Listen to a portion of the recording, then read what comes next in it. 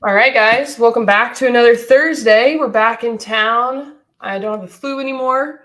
Michael's been behind the scenes doing a lot of admin stuff for some secret things you're going to be dropping soon. I'm excited for us to all see what you've been working on. And you know what I watched yesterday? What's that? Your new video you dropped with Pace. Oh, yeah. I didn't even know that they were dropping it yesterday. I talked to Eric, Pace's videographer, and he said, yeah, sometime at the end of April. But all of a sudden, I got a bunch of followers on YouTube, and I'm like, I wonder if it's over there. There it was. So Perfect timing. It worked out perfectly. Well, I'm excited. Actually, I've heard you tell your story a few times, and I've never heard you say the part where you were really stressed out and you went out on your steps and you like had a breakdown for a moment. You're like, I was really stressed out, and like you wept about it, and then you were like, you know what? I felt bad. Let's make a decision and do something. I had never heard you say that part. yeah, I mean, guys, sometimes it's easy to look at people that are doing a bunch of deals and think that it was easy for them or they didn't have any challenges. Guys, I went through a lot at the beginning of my journey, and I had to bet on myself and go through a bunch of stress and wonder how ends were going to meet, wonder if I was going to have to go back to my W-2. But yeah, go listen to that interview. But there is a part where I was down to no money. We were about to have a house close. We were going to make $20,000 on it. It was a flip that I did all the work on. So I had a lot of time and money invested in it. I do not recommend that you swing the hammer and do work, but at that point, that's what I knew. So that's what I did. And I got a call the day before the house was going to close. I was doing all the repair requests to close. You might call it a Benzer, you might call it something else, but I was doing all the repairs before the closing. I get a call from the appraiser, and he was like, yeah, you have it under contract for 210. Well, it only appraises for 190. So it was the exact amount that I was going to make. I had to have the money, and I had no choice but to just accept it. And we broke even. And there comes those points in your life. Us men don't like to admit that we have emotions. And I don't know if I've cried since, but I lost it in that particular moment, because it was just like, I don't know if I can be a real estate investor anymore. I don't know if I can make my next home payment. I really don't know how this is going to work. So went on the side of the house and just ugly cried for a long, long time. Who knows how long it was? And then finally something snapped inside of me that it was just that catalyst that I needed. I had to be backed up into a corner almost to where I was forced to produce a result. And something in my brain changed, that I wasn't going to be the person that doesn't provide for my family. I wasn't going to be the person that wasn't successful. And then I just basically cut off that identity of being a woe is me person, a person that doesn't produce, a person that doesn't think that they're worthy, and cut myself off from that identity and decided, you know what, whatever it takes, I will produce from here on out. So over that next couple weeks, I was a man possessed, found a really, really good deal. It was a for sale by owner in the neighborhood that conveniently I live now. And ended up making $60,000 on the deal. Went from having like a couple $100 in my account to $60,000 in my account. And all of a sudden I knew that it was possible from that time. So it is likely, everyone in this chat, that you're going to go through that moment to where you wonder if you have what it takes. You wonder if it's going to work. You wonder if everyone else that's doing deals is lying. But you're probably going to be put into that predicament where it's really difficult, and it's going to take an internal shift to come out the other side. So when you're going through that scary moment, it will be scary, it will be tough, but know that in most cases is required in some shape or form to come out the other end. I would agree. So it's a threshold. You have that threshold. Once you break through it, you see there's more opportunities. And once you have the proof of concept that you can get paid, it just makes it like, okay, let's do it again. Yeah. Once you made that money, what was your next step? You after your first deal. So that one fell apart, but your first wholesale deal when you door knocked it and you made that paycheck of what, $50,000? What happened the next day? I went back to work. And that's the mistake. Although I was able to go back to work more lighthearted and a little bit less stress, just because it's like, wow, at that point my monthly expenses were really low, like $3 or $4 grand a month, something like that. So it's like I have like a couple of years of expenses. So I'm gonna go work today, but it's not like I have to find something, so I can just enjoy it. And that's where I kind of found the joy of investing. And you'll find that when your finances are good, you can go into situations and be a little bit more selfless. Yeah. Your back's not against the wall. You don't have to make this work as a deal. And I think it makes it easier, at least in my experience, when you're not thirsty and you have commission breath to try and buy something. You can really see all angles and not worry about where that next meal is coming from. So that's one thing. So many people are like, I'm quitting my job and I'm going all in. I'm like, I hope you have a few months of expenses covered. Like, make sure you're set up for success, because that is stressful. Oh, I'm sorry to see that. Somebody said I gave up real estate investing and went back to the W-2, because that can happen. As much as I don't like the W-2 and I could never go back, I'm not employable. Guys, if you have a really good W-2 and it's serving you and you can still do some investing on the side, leverage that thing until you're very, very confident. Or at least you can say, hey, I made $60K a year in my W-2. I've now made $60K over the last 2 months in real estate investing. I'm very confident that I can replace my income. At that point, maybe you think about it. But maybe it's one of those things where you transition out. It's like, hey, Mr., Mrs. Employer, I would like to keep working for the company. I like it here. I want to keep working here, but I want to work for myself too. Is there anything that I could do to maybe work 20 hours a week? And maybe just gradually phase out. That way it's not just cold turkey and there's a bunch of pressure. So that'd be my only recommendation. I was forced into investing, lost my job as a teacher, could not find another one, and was forced into it. And it worked for me. But I don't really want that stress for you. It's not fun. It's not fun. I learned how to be really lean in 2020 when everything was going down. And that's why, we've talked quite a bit this week because you've got a lot going on and just what the biggest concerns are. And actually, guys, like, we'd love to hear, we've talked about this a few times in the lives that we've done, but where are you needing help? Let us come to YouTube so we can see your comments. We can go back and see the video or the comments on the video after the fact, but we want to know how we can provide value. And one thing we've talked about a lot is the roadmap. Like, what do you need to do to get a deal done, and your framework for what you're trying to, or what you're planning on doing with the community that you have coming out, and how everybody can be successful. And I think the difference, when was your first deal you did from door knocking or pre-foreclosure? What year was that? 2018. 2018. Okay. So now we're in 2024. So it's been a little bit of time.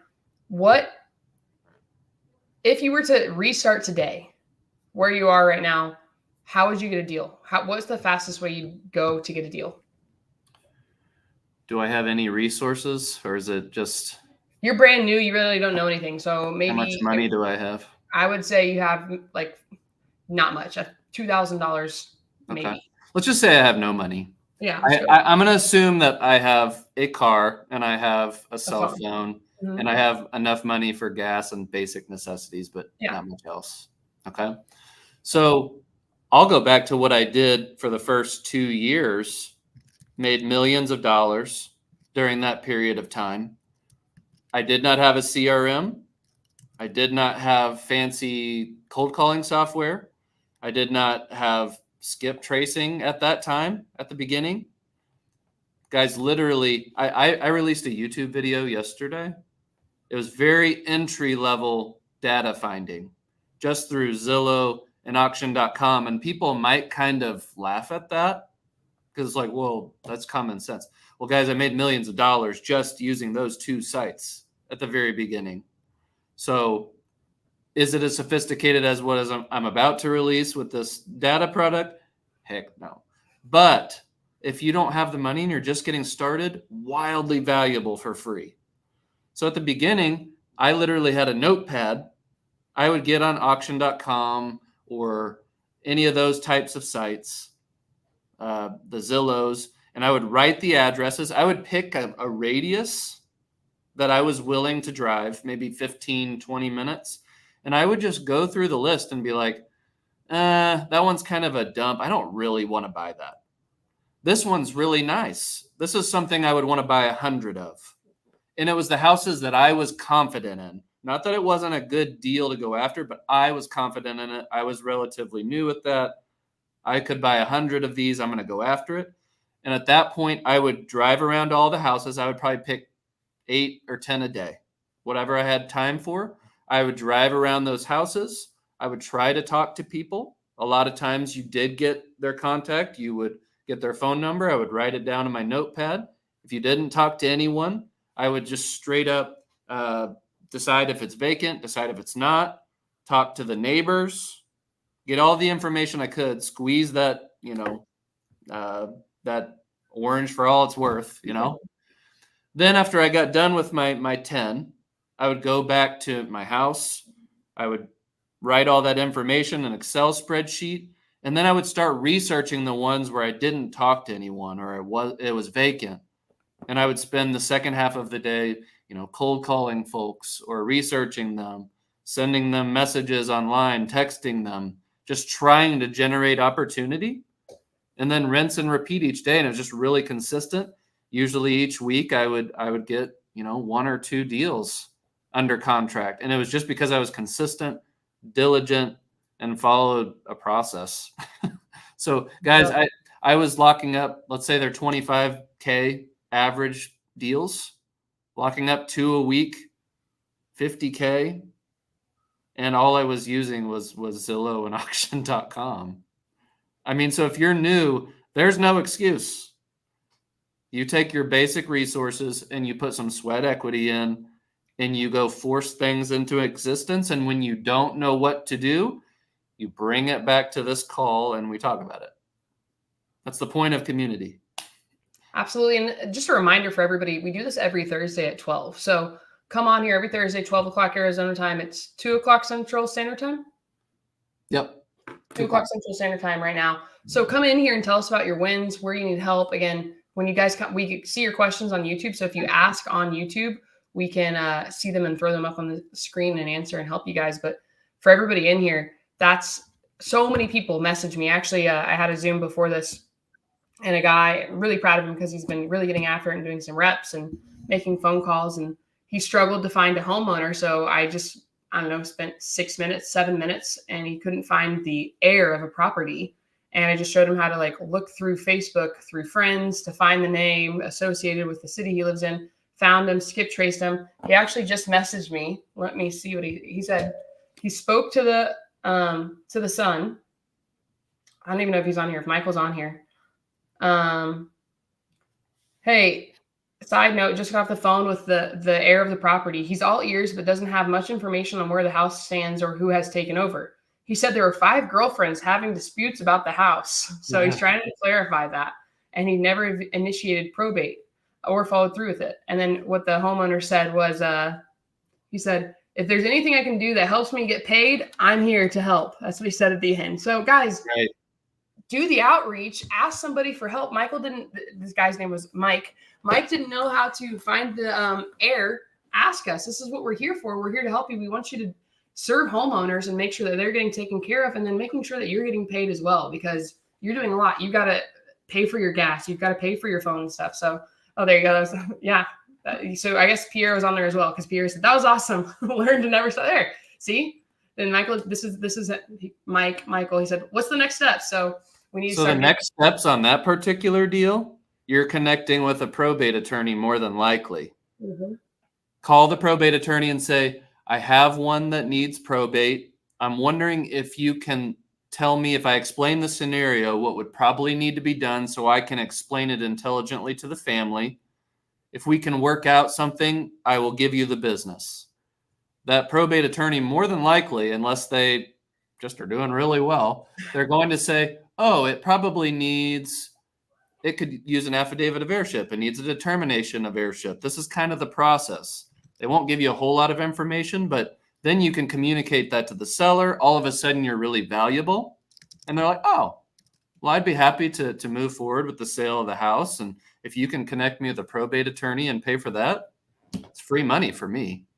I want to make sure, because Michael said I looked up probate in Connecticut, searched the case, and couldn't find it. So there is no case yet with probate. The Yeah, family you're opening the case. Yeah, the family has to initiate probate. So Yeah. it's not just like the heir's senior passed away. All right, triggers probate. No. You have to go through that. So what we're saying is find a probate attorney in the area, reach out to them and say, hey, if I start bringing business your way with homeowners that need to go through probate and you can help us, I'd love to continue bringing business your way. They want to get paid. You just said, gotcha. That makes so much more sense. So yeah.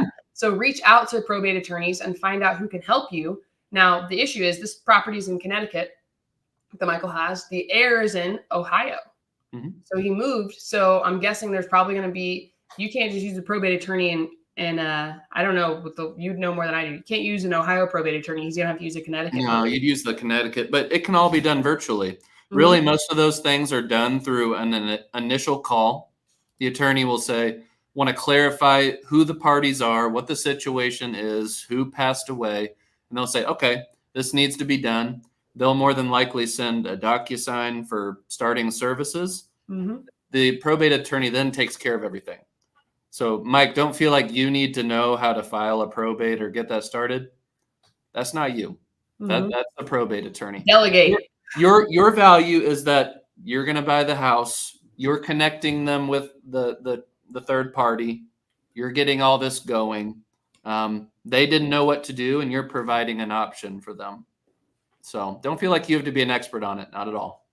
Yeah, that was really cool though. So I don't know, Mike, how long did we spend looking for that? We went through, because he said he did the exact process we've given him. Went through auction.com, found houses. He's been door knocking, and none of the phone numbers worked on True People Search. We couldn't find the son's name. I think it was actually Michael, and found out his name was Mike through Facebook, and that's what he went by. And then we ended up, so many Mikes in the mix here.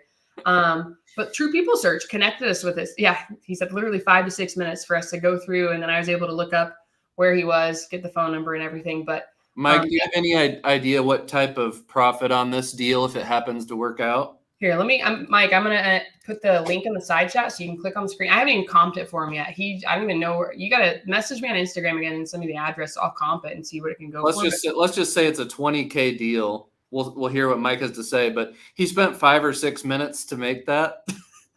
I think that's worthwhile. Right? So, and reach out, because he didn't understand the probate and he didn't know how to get a hold of the homeowner. This is what we're here to do. We're here to help you. And that's what you can have. This is one of the first things I heard when I started learning about wholesaling real estate is you can have a slice of the grape by yourself, or you can have a slice of the watermelon when you work with somebody else. And that's what this is all about. So I'm glad that worked out. If you click on that StreamYard link, we'll bring you up here on stage. I know he's a stay-at-home dad, so he's watching his 2 kids right now while he's jumping in here. So that was pretty sweet that happened when we were on here. Okay, here's a question that Raylon White just said. Any tips when the heir says they don't want money? So I actually wrote this down this morning. Where did I write it? Here it is. I wrote this down from Creighton. Sell the destination, not the trip. So I don't know if you guys have children, but I can only imagine what it's like traveling on an airplane with kids.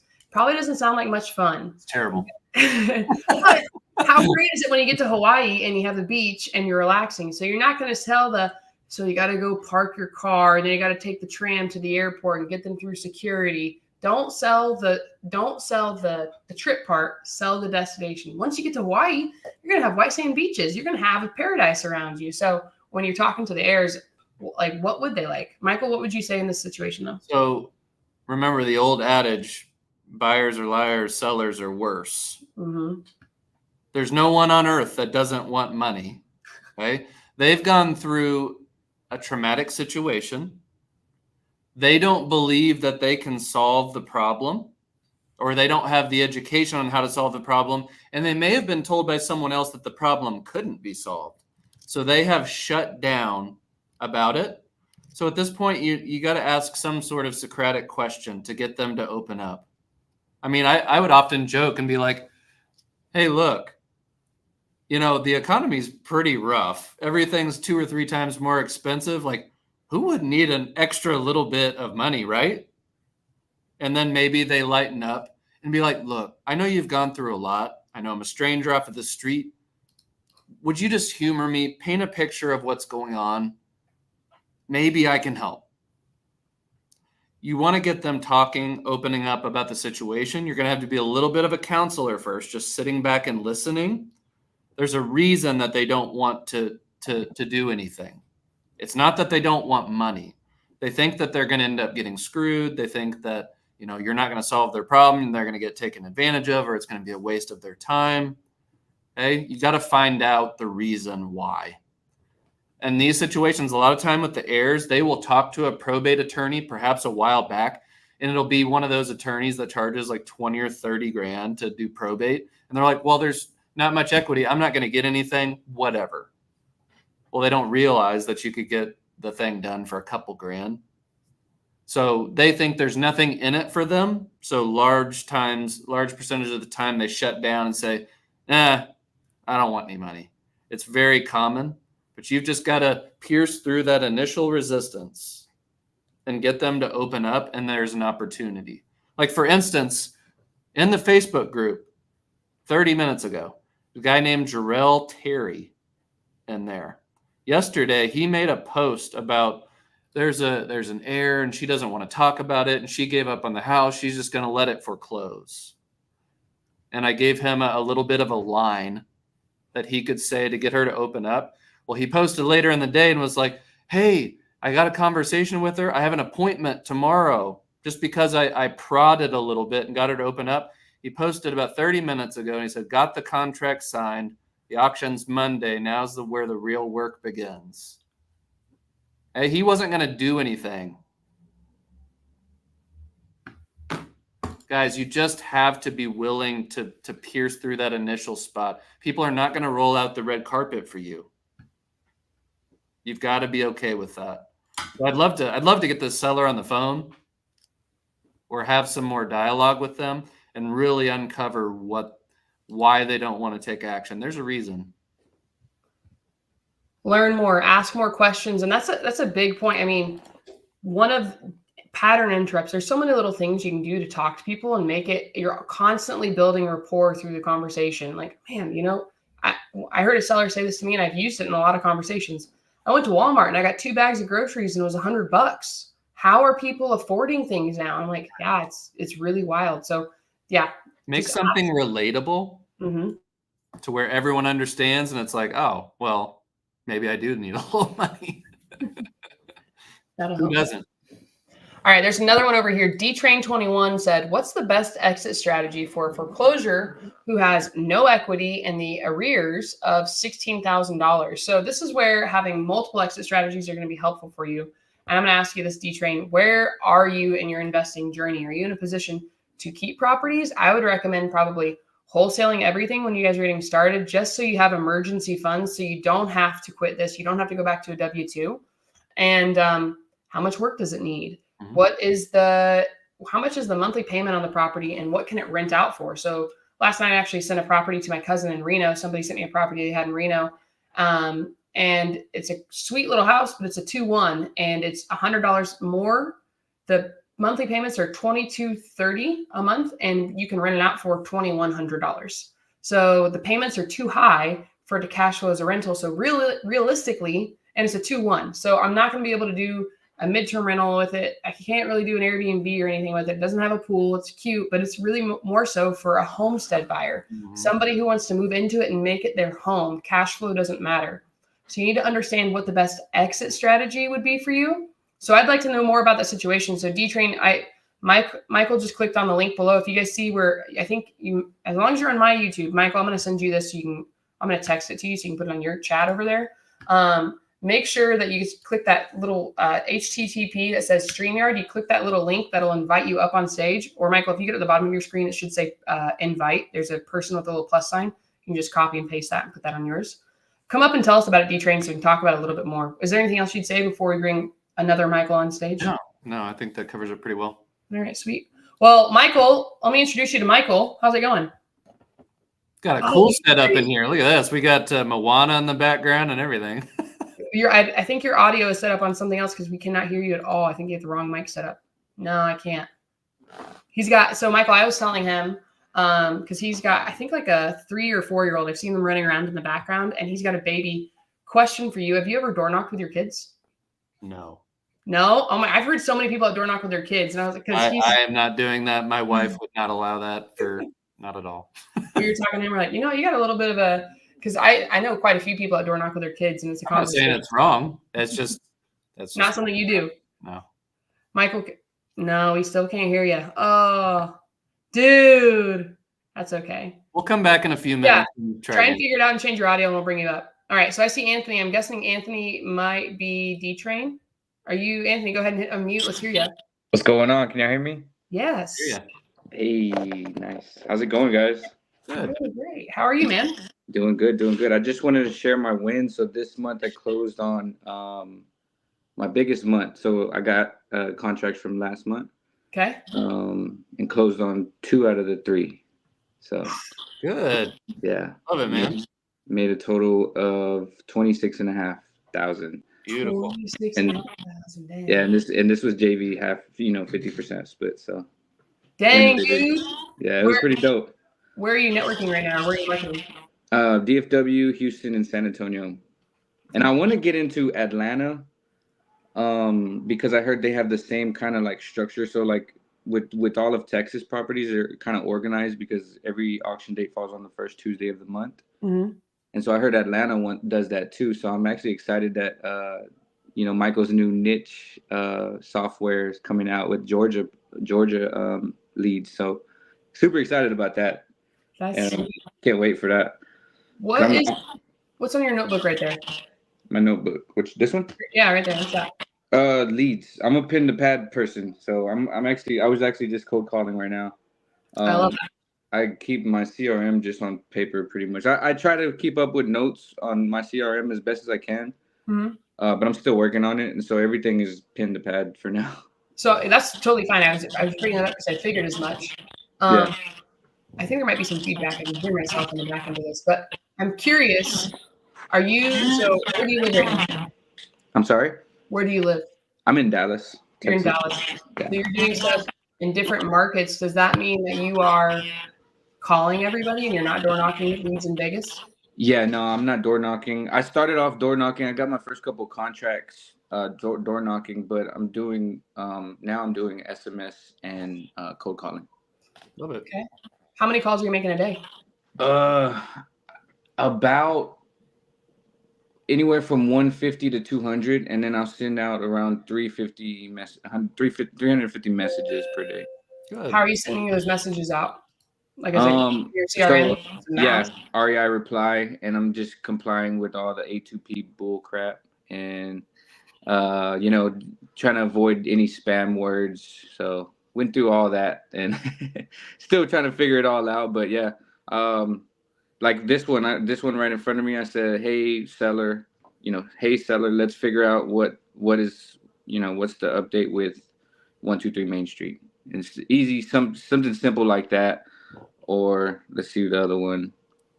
Let's see if 123 Main Street qualifies for a cash offer. But with cash offer, I put all one word and like put 2 R's at the end of it to make it look funky, to not get hit with A2P. Yeah. But yeah, kind of just trying to go around all workarounds. Yeah. You got to be creative. That's awesome, dude. I'm so happy to hear that. Congratulations. What else do you have in the pipeline right now? I have one actually that I'm about to send a sub-2 contract to. It's a divorce situation. Doesn't sound too attractive. Not sure if it'll all the way work out. The husband is not answering me, but he's communicating to me through her. So it's just those situations are tough. Yeah. I just closed on a divorce deal last week, and I could not wait for it to be over. I saw that. I hopped on your live on that. It looked like a nice little casita house. It was cute. They ripped some stuff out of there. It's a good home, but it was a unique situation. There was $51,000 in arrears. Oh wow. Yeah, but I'm glad to be done because they hated each other, so they would not talk to each other. Yeah. And then it was just a pain, but I'm glad to have it over with. We got help a family get them set up in the next chapter and more in the pipeline. That's awesome, dude. I'm glad to hear the pen and paper's working for you and all the outreaches as well. Yeah, this month was a little bit slower. I didn't get as much traction, but I'm still working on a few. It's not the month's not over. Well, as far as like towards the auction day, so I go for each auction day. So the May 7th is when like the deadline is for this campaign that I'm running. Yeah. But yeah, there's a few. I got one guy that I walked him through the list of the 5 options that Michael Frankie teaches, and he ended up going with the bankruptcy route. And I just told him, I was like, hey, dude, make sure you do your own due diligence. I don't want you to just rely on my word, but and he was like, man, I appreciate you. Thank you. No, everybody else was treating me as like a file number, and you actually talked to me like I'm a real person. So I was like, yeah, man. But he was like, worst case scenario, we're gonna try to. His game plan is to just postpone it and not go through with the whole, like, not get an attorney with bankruptcy, but like just to postpone it to try to come up with the reinstatement amount. And what will happen with that, most of the time, they'll get 2, 3, 4 months down the line. Mm-hmm. They'll roll back through the process. And then the only person that showed value was you. Yeah. And I buy a lot of houses the second, third time through. Yeah. So guys, don't feel like if you help someone out and you don't get the deal that instant, that it's not worth your time, because it can roll back through and you can profit big on those too. Yeah. So I'm going to ask you 2 more questions before we let you go. I'm actually there's going to be feedback on your microphone, so I'm going to mute you because I keep hearing myself sound like a minion. One, I want to know, so you are only, I want to make sure I understand, because everybody, I'm asking him this question and I'm speaking through him to you because I want you guys to pay attention to this. So you're paying attention, you're really reaching out to the houses. You probably, and I'll assume, because you've heard Michael and I talk about this, you're reaching out to them on day 1, and then you're also noticing, okay, these auctions are happening in 5 days from now. I'm going to go all in on this. I'm going to double dial them in the morning, in the afternoon, and in the evening. I'm going to send them a couple text messages. If they're in my area, I'm probably going to door knock them because I know they have not fixed the problem yet and their auctions in 5 days. Is that what you're doing? Yes. So, yes and yes. So this last week I go super hard. If I'm averaging like 2-3 hours a day on cold calls, I'm doing 5 or 6. And then I'm hitting them from like different times on the text. And then with the door knocking. So 2 months ago, I tried doing the door knocking. So my strategy is like, cause I got it from you, Michael. It's like you hit the last 10 days. Mm-hmm. And so that's what I was like, okay, since my Texas market is a 4-week, campaign at one time, right? So it's somewhat organized. It's actually really organized because everybody falls on the same auction date. I do 3 weeks of just like my game plan was to do 3 weeks of cold call text, nothing but. And then the last week, cold call text and door knock. But it overwhelmed me. And so I'm actively trying to figure out how to systematize that. And maybe having a team would probably be the next step. But because I know how to door knock and I'm pretty confident at it.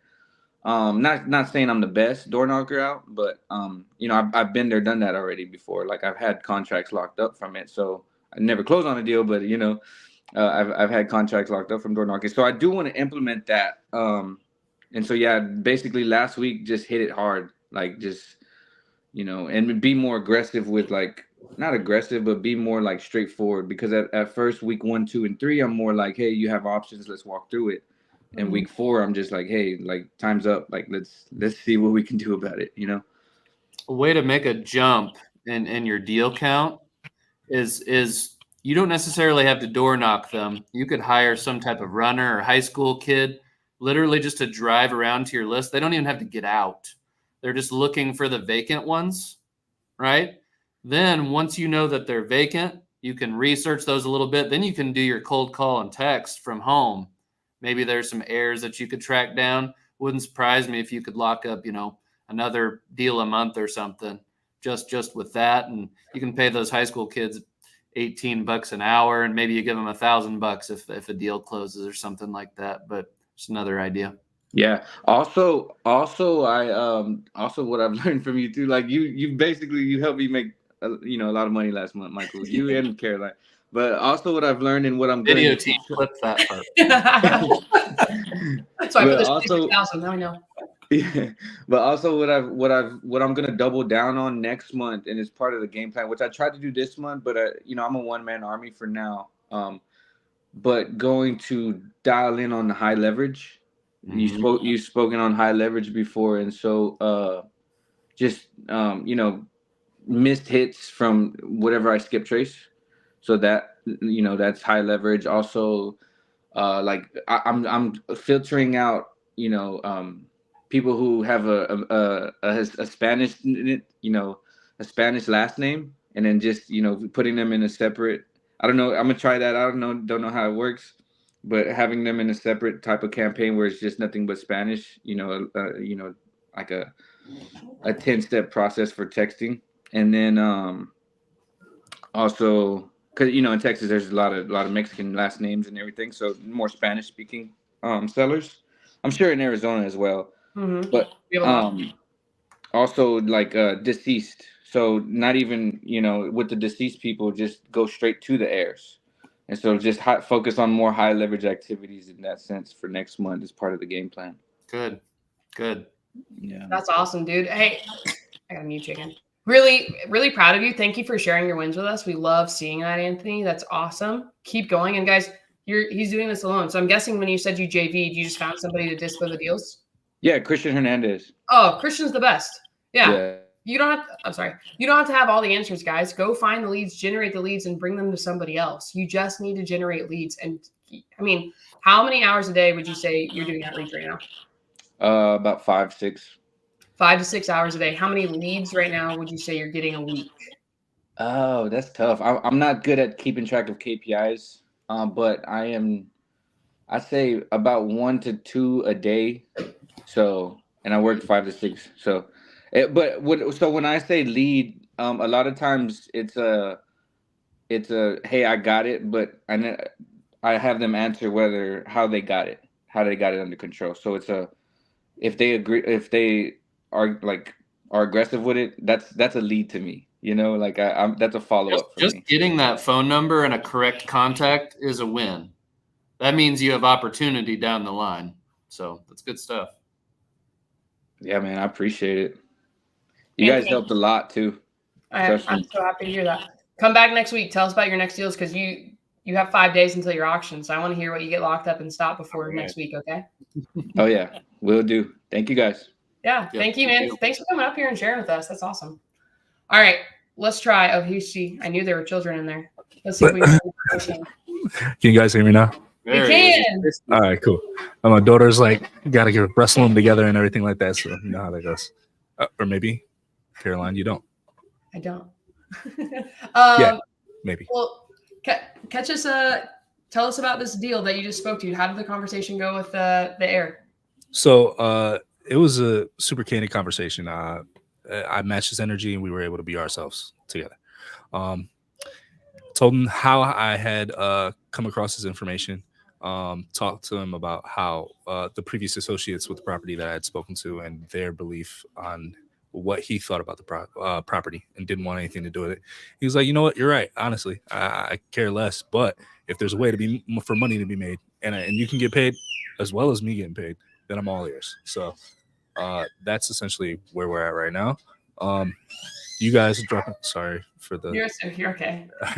But you guys dropping the information about probate. I had already started to look into it, and you guys actually steering me in the right direction is going to be huge. I did have some questions about that, if I may. Sure. I was listening to somebody else. I don't know if it might have been you, Frankie. I might have been watching a video that you did talking about whether or not how to handle probate. Mm-hmm. Should I be looking to carry the fees for the startup of the probate or anything like that? Should I talk to him about that? So most of the time, obviously, this is market dependent and attorney dependent on who you're talking to. Normally, my probate attorney is going to do a 50% down. So we're usually like $2,000 for a probate. In my business, we put that 50% down. We take care of it for the seller. It's very rare for me, actually, I don't know if it's ever happened with a probate case to where we get a contract, I put the money down. And to be clear, I don't put the money down until I have a contract. Gotcha. Now, technically, legally, that contract is not enforceable because it's not in their name. But you've built up so much rapport with that person and trust, and you're basically giving them free money by solving their problem, that I've never had anyone back out. But if you do these deals enough, eventually they'll back out, and maybe you lose a little bit of money, but it's just a cost of doing business. But get that contract. You're probably going to have to put a little bit down with a probate attorney. It depends on how they structure their business, though, and how much they cost. So I don't know if you've spoken to an attorney yet. I have not. This is all transpiring in real time. Okay, real time. So, 2 hours ago. literally. So she found the number. I called immediately when I got off the Zoom and immediately followed up with the information that I'm giving you guys right now. So Love it. Love it. So what market are you in? So I'm in Connecticut. Okay. I started taking action literally 5 days ago. So the goal was May 31st. 5 days, man. So the goal was May 31st. So if I can expedite that with you guys' help, I would love that. So do you have an idea of what you're going to do to find that probate attorney? I figured I had already started Googling, so I'll just continue to follow through on that. And then what you said is instead of just calling to pick their brain, offering them something. So Yes. I have a potential client, would want some information from you as far as what I should be telling them, walking them through the process. Right. And that's how one hand washes the other, I'm guessing. Absolutely. And then another way, obviously Google works. You might get on one of those Connecticut investor Facebook pages and just type in probate attorney or something into the search. And there's probably all kinds of different conversations about really good probate attorneys. So that might limit your search to some really good folks. But yeah, then give them a call. Say, look, I've got someone that's in foreclosure. They want to sell their house. It needs probate. They're a little confused on what needs to be done. I just want to give them accurate information.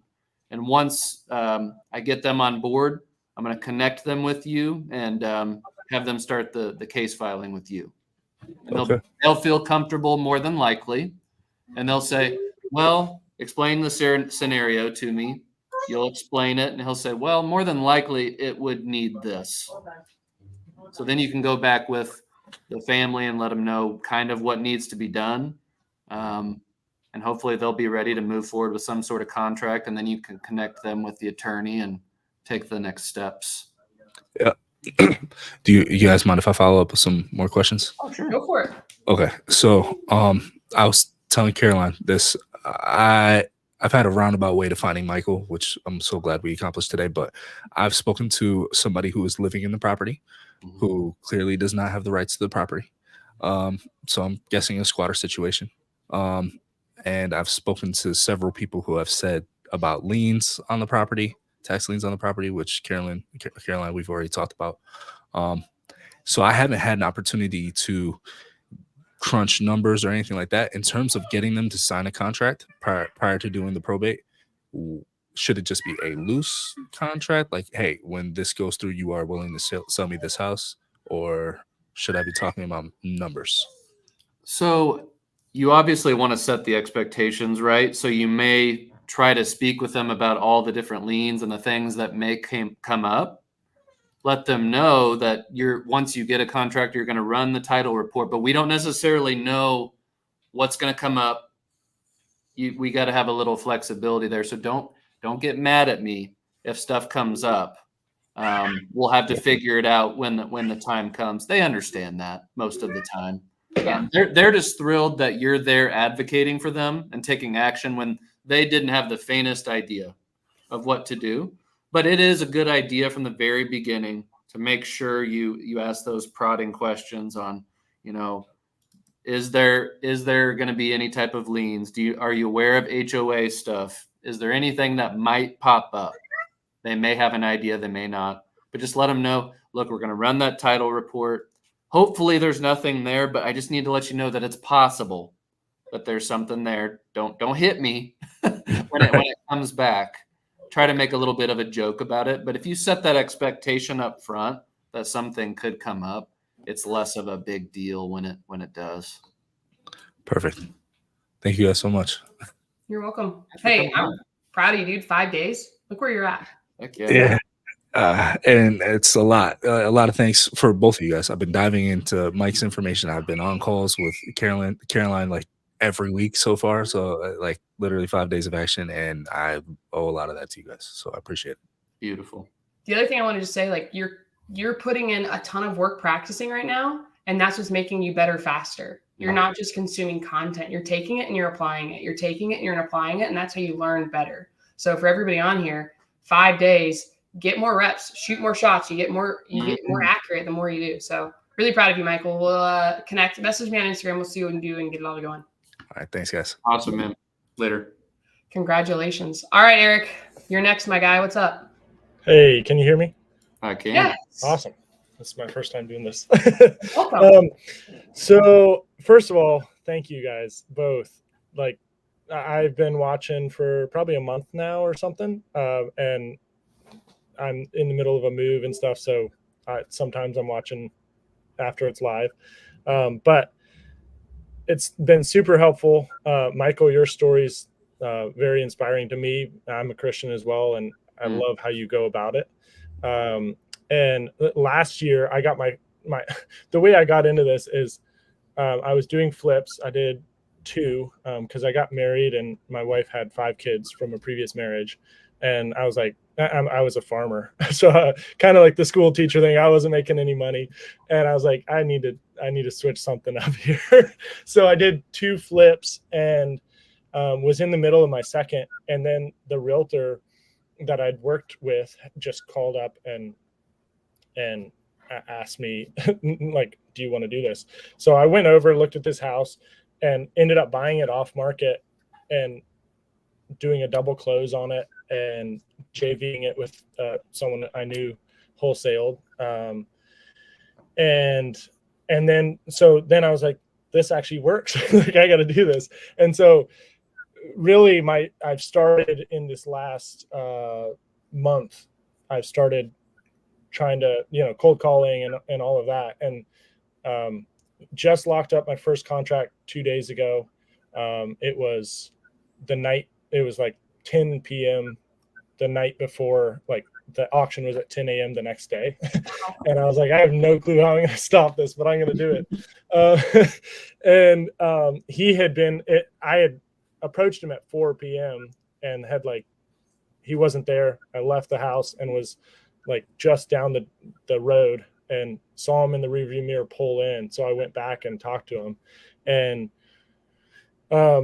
anyway, I waited there I talked to him from 4 till 10, and we finally signed the contract because he was on the phone with the lenders trying to get it stopped. And they basically said, look, we reached out and we recommended that they stop it, but it's out of our hands now.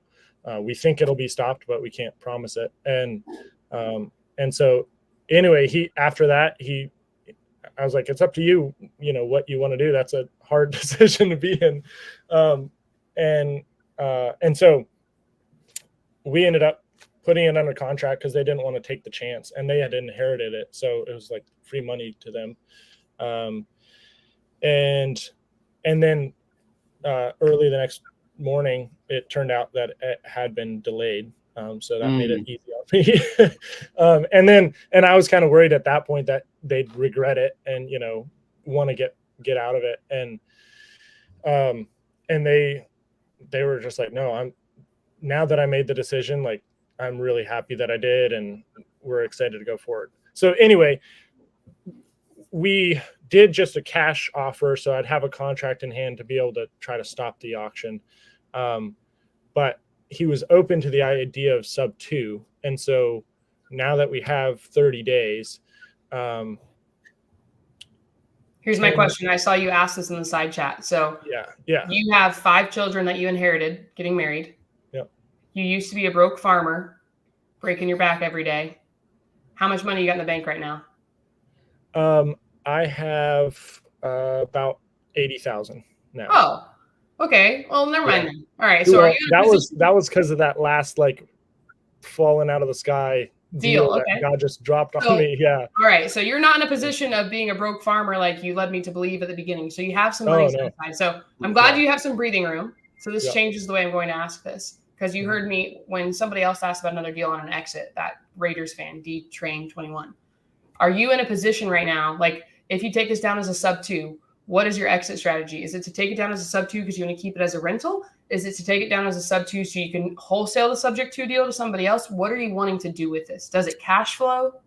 So I want to, part of the deal was I allowed them to have 60 days to stay there rent free. And then they were interested in staying and renting it. And I know you guys don't recommend that, especially as a first one. I do it all the time. in this particular case, I feel good with the risk, a little bit better. First of all, because of the landlord laws in West Virginia. Okay. And second of all, because it's 92,000 is their balance on the loans, and then 100,000 is what they want to walk away with. And so if I took it, I think it would be a hybrid deal. I would have a 0% interest for their 100K while they were renting. Okay. And so basically that would be the collateral almost. And then I would balloon it at the end. And I have the cash from other investors that I could just buy it cash. But it's a 3.5% loan. If it's incredible and they're willing to do a hybrid, and you just have to catch up. How far behind are they in the back payments? They're 13,000 behind. Okay, so 13. Just say it's $16,000-$17,000 to get this thing closed. Maybe you're gonna give them some cash so they can move into the next chapter of their life. Let's just say it's $30,000 just to close it and put money in their pocket. How much work? If it's gonna cash flow once you get them out after 60 days and it's gonna work for you, keep it. I mean, I would keep it. You can depreciate off of it. You got a 3% interest rate. I was telling my cousin about that Reno property. I think I got distracted when I was explaining it. She's like, wait, people are taking over 3% interest? I'm like, yeah, you can buy them subject to. She's like, how? Like, that's really good, because in a few years, compound, you're gonna be able to cash flow really well off of this. So if you're in a position to deal with tenants, toilets, and headaches, and you're ready to handle rental properties, go full force. Now, if you are not in a position to hold on to properties, I would say don't keep it. I mean, Michael, you have more rental property. Do you have any rental properties anymore? Yeah, I have like 25 rentals. We've sold off quite a few of them just because they had so much equity, and we wanted that for other businesses that I'm doing. But so in this particular case, he was a what is it called? Like a property manager. Okay. Or handyman. And when I walked the property, all the junk that's in there is from his mom that he inherited it from. And the reason they went into foreclosure was because he didn't realize that he thought there were 2 mortgages and there was another one. And so it doesn't feel like negligence. And based on how the yard was nicely mowed, he had a tool shop in the basement that was like perfectly organized. So it looks like they care about stuff, and like nothing, like the floors are perfect. It's basically turnkey with paint and a couple of carpet rooms.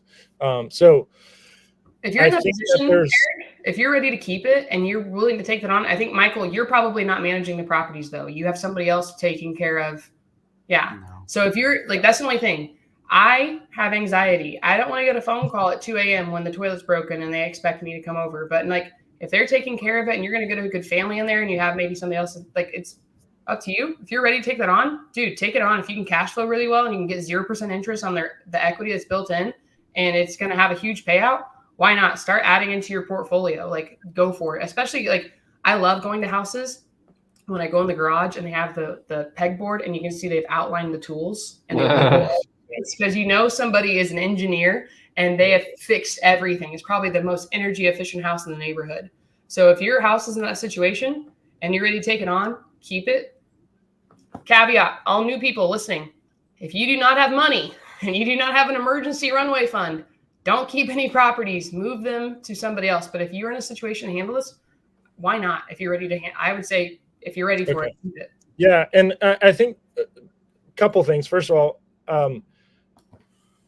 if for some reason the due on sale clause is called by the bank, how much time do I have to come up with the money? Great question. If they're basically foreclosing on me. I'm actually getting on I've been trying to get a hold of my attorney for the last week. He's been so busy because I'm purchasing a VA loan, 3% interest. And I was going to take it sub 2 and put it in my LLC. We're doing an agreement for sale. So I'm going to own it, but the owner's name is going to stay on the title. So there's a few ways you can put it in a trust. There's a few ways. Michael, you have more experience than I do in this situation. What would you say to protect yourself from a due on sale? And then what happens if how much time do you have if a due on sale happens? If another caveat, due on sale happens, you can deed it back. I've had one due on sale called. It was actually, not to put any fear in anybody, but it was a very short timeline. We probably got notice of it 2 or 3 weeks out. And our plan was just to go ahead and cash it out and be done. But the lender would not give us the payoff. They would not give us a reinstatement. There was just they would not give the information. It came down to the day before the sale, and they were refusing to give this information over. We were sitting there ready to close. And finally, we got it postponed. But my one time with due on sale was stressful, but it was probably just because the lender was trash and not giving information. But it's rare. I've probably done, I don't know, 80 plus houses that I've bought sub 2, and that's the only one. And it was a small little local credit union that called it due. So it's rare. I wouldn't worry too much about it. But if you're going to take it down sub 2, you ought to know, if it gets called due, do I have an exit strategy? If you have an exit strategy, it won't be a problem. But if it's one where it's tight, well, I think this has about, after renovations, it probably has like 70 grand on it. Okay. So it feels like your first one. Yeah. So worst case, something like that happens. You can either find a private money lender, pay it off, and then perhaps you have to figure out a strategy after that. But if you have equity, you'll be okay. Okay.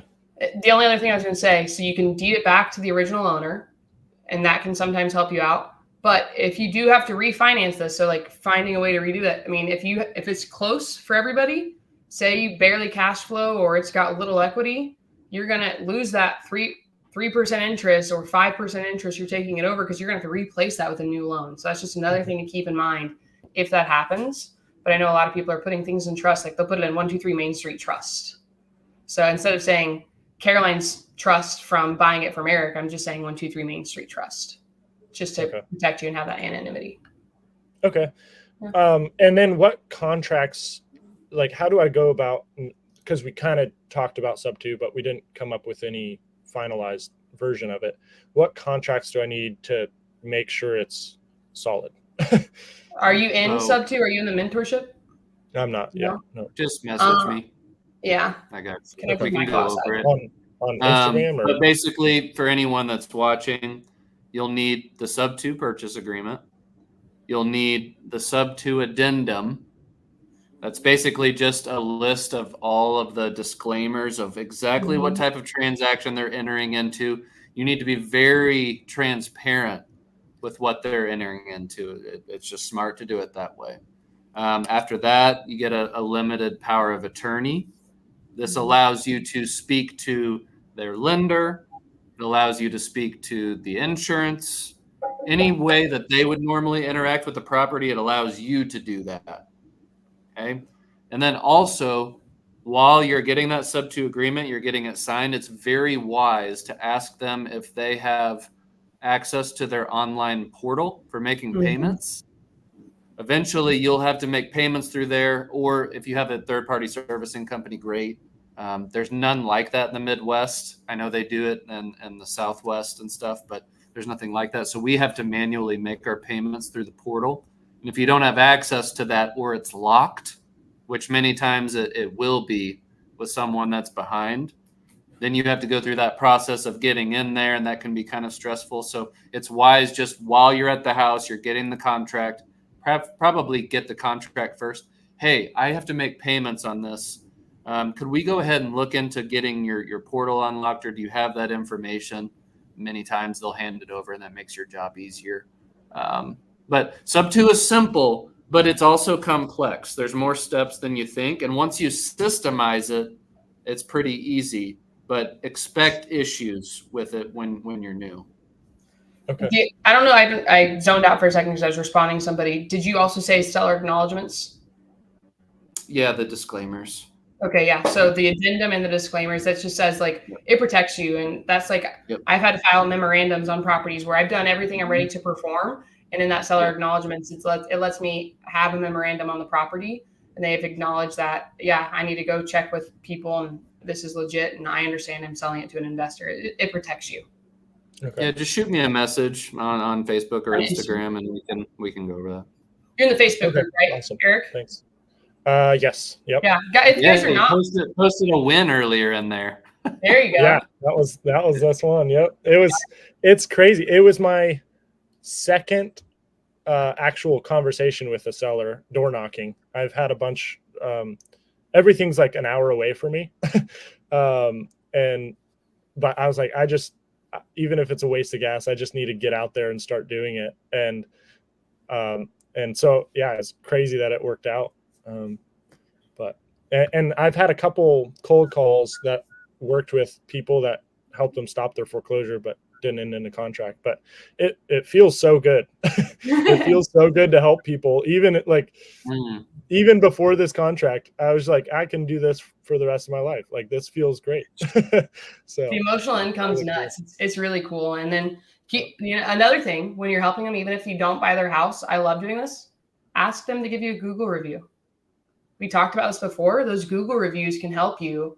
That can be worth $90,000. You can get another house from it. So get Google. You don't have to have everything perfect. Like, my website's under construction. Pro tip, I'm trying to copy mostly off of Michael's website. Just copy somebody who's already done it. Don't have to recreate the wheel, and then use those resources to help you out. But Eric, love hearing this. Congratulations, dude. I didn't get tagged in the post, so I'll comment on your post later, but keep going and don't stop. Congratulations. That's awesome. Thank you, guys. Yeah. Let us know about it next week. We want to hear it happens. Will do. All right. Do you have time for one more, Michael? I know we're over on time. I have time for one more. I actually got a sign on a pre-foreclosure that has to close today. So. Oh, okay. All right. Well, Nathan, what's going on, dog? Hey, guys. I appreciate everything, all the value. It's been really helpful for me. Nice, yeah. So I've got a house about to be under contract. I want to wholesale it. Okay. Not enough equity in the property. It Okay. doesn't cash flow as a long-term rental for sub 2. So I was looking at a short sale. I've already talked to Matthew Porter's team, so they're ready to work it. Great. The main question I had is, how do I exit out of it with a wholesale when there's some restrictions? I'm doing 2 of those right now. So for everybody on here, a short sale is when I'm doing this for the media team when they come in here. Short sale, so they just know what we're talking about on these clips. Short sales are when you go into the bank and you're saying, hey, this house is not worth $200,000, even though that's what the mortgage is worth right now. It's really only worth like 180 because it needs a lot of work. Will you sell this at a loss because it's not going to sell at auction? And the bank will say, we really want 200,000. We want 280,000 or whatever the heck it's at. So Matthew Potter's team will negotiate. They'll do everything. I'm purchasing one right now, and I asked Matthew this. I found out each loan has different rules. So I am purchasing an FHA loan. I'm actually, fingers crossed, I'm purchasing it. I already have a buyer ready to go on it, but I will have to hold it because it's an FHA loan here in Arizona for 30 days. So I'm going to have to hold on to it for 30 days. After that 30 days, I can sell it. I already have my buyer lined up, ready to roll, selling it to them after 30 days. I was going to do a short sale on a conventional loan, and he told me I could sell it either the same day or the next day. I can either double close or I can sell it the next day. So each loan has different rules. So I talked to Matthew and just ask him, like, hey, do you know what the rules and the conditions are for this? Have an end buyer. So the current one I'm doing is in Northern Phoenix. It looked great when I saw it on Zillow. And then the closer you look, the roof is missing, or the roof has a huge crack. Water's coming through the center of the house. The ARV on the house is 290. The payoff was 260, and it needs about $50,000 worth of work. So upside down. So I like to be conservative. I am a scaredy cat girl. I don't want to take I'm not willing to take the risk Michael's willing to take. I'm not letting people stay in the property longer than like a holdback. I'm not taking tenants on right now. I am not in the same realm as Pace. I'm not buying properties that don't cash flow. I am a girl that's like, I want to sleep at night. I want to do the right thing. I want to be in and out quickly. So I made sure I had a buyer that was interested. I got a verbal from my buyer, and I'm asking the bank to sell it to me at $100,000, and I have a buyer ready to buy it at 130. So I'm not doing anything. So maybe the bank says, kick rocks, we're not giving you 100. We'll give it to you for 120. Fine. It's still a $10,000 assignment. So always pre-shop. Michael talks about this a lot. Pre-shop your deals. I would get pictures of it right now. If you're already working with the homeowner, get great pictures. Put your pictures. I don't know. Message me, Nathan. You should. I think I've sent it everywhere. Message me for my picture hit list. It's just a doc. I can actually pull it up so you guys can take a screenshot really quickly and see this. Picture hit list. I send this over to homeowners, and I add it as a note in my phone so I can just text it, copy and text it to the homeowner. And I say, put this on like 0.5 on your phone, on iPhones. Make it so it's like a fisheye lens. Oh, whoops. Hang on. I was trying to take the text off your face. I put it on a fisheye lens. Take the pictures from your hip so we can see the floor and the ceiling, front angle of the exterior of the house, all these pictures, extras, pool equipment, close-up of the roof. Send that to your homeowner, or you do it yourself, and then go back through and do a walkthrough of the house. If you have good photos, and I think, Michael, we talked about this a while ago, if you have good photos of your property, you don't need to walk it because you've covered everything. And if there's anything that looks sketchy, take pictures of the sketchy stuff, because then your buyer's going to be like, Nathan's not going to sell me a lemon. He's going to do the right thing.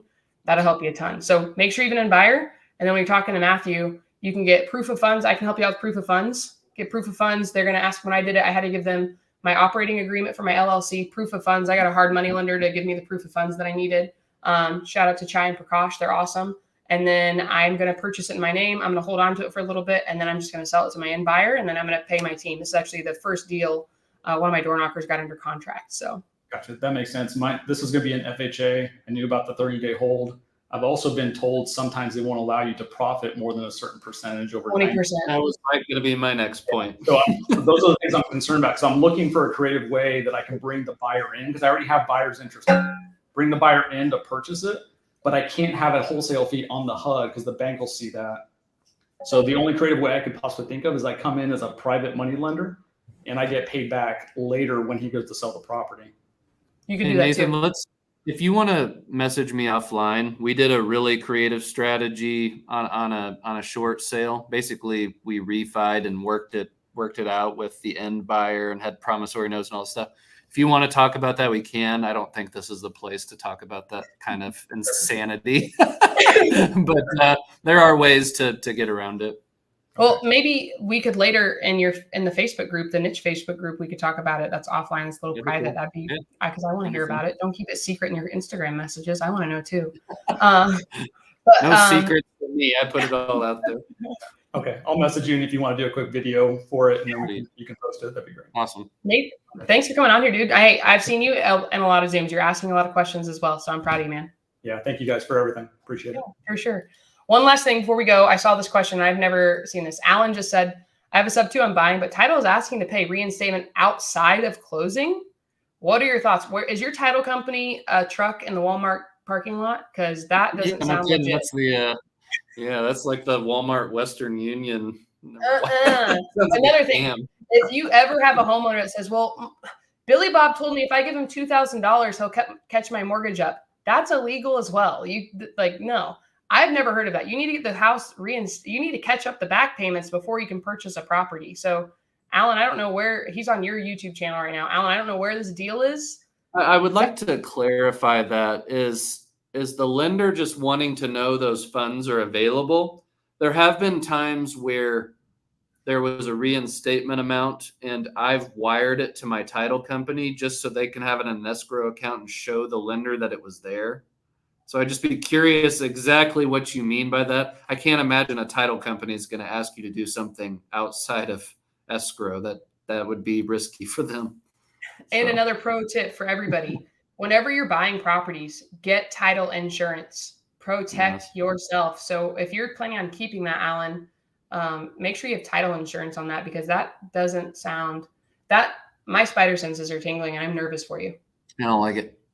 Yeah, don't do it. Tell us about it in the Facebook group. All right, we are over. I know that you have to get out of here. I know that I have to make a few phone calls and get on with my attorney. Michael, thank you so much. Everybody is still on. Please, if you're not already on our YouTubes, help us. We don't make any money on this. If you could like the video, comment below, share. Honestly, if you could share the video with a few people and make sure you're subscribed. We do this every Thursday. I think you can see it under Michael over there. Every Thursday, 12 o'clock Arizona time. We want to answer your questions. We do also on Instagram. We have a little community chat where, oh man, Michael, that's what I wanted to pull up. We had questions that people asked the other day, and I wanted to get them to you, but we did this Q&A. On Saturday mornings, Michael goes live, or he'll answer your questions on his Instagram. I can't tell you, I have an entire folder of screenshots from really good questions people have. So if you guys learned anything in here today, please let us know. You've seen all people just coming up and saying thank you.